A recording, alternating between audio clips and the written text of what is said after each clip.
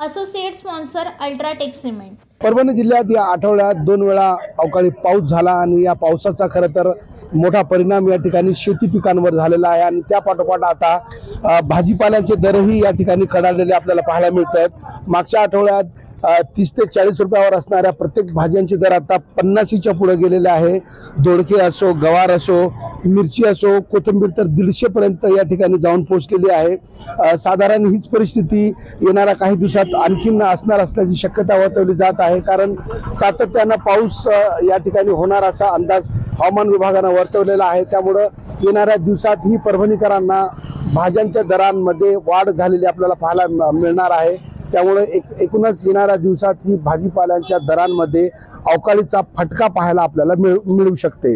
Camera person Kishan इक्करसह Nazir Khan, TV9 Marathi, Parbhani. Associate sponsor UltraTech cement.